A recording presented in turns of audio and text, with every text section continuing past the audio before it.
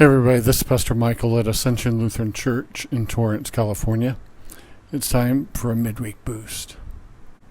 This coming Sunday, the Old Testament reading is from Isaiah chapter 55. Let me just read a couple of verses starting at verse 8. For my thoughts are not your thoughts, neither are your ways my ways, declares the Lord. For as the heavens are higher than the earth, so are my ways higher than your ways, and my thoughts higher than your thoughts.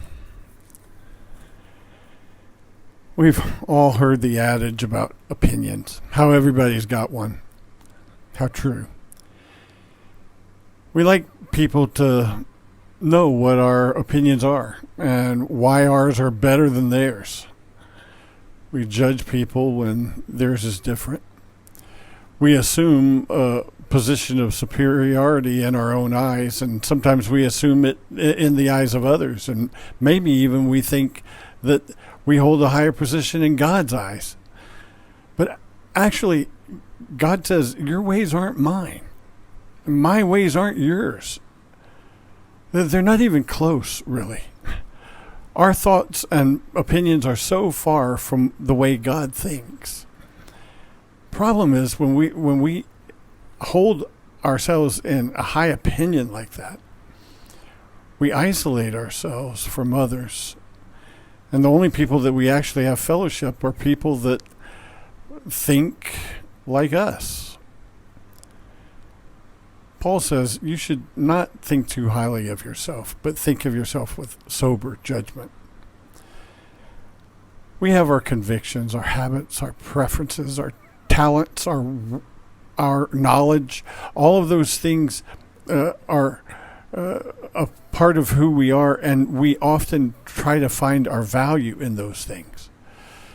The truth of the matter is, our value comes from one source, and that's from God's love of us. We do not deserve His love. Our thoughts don't even come close to His. Our ways don't come close to His.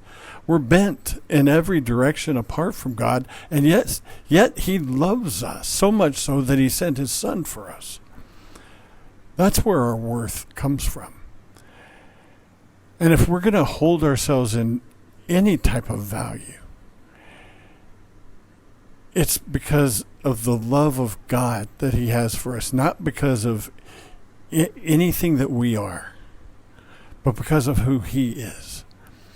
And know that we are worthwhile simply because He loves us and sent His Son for us.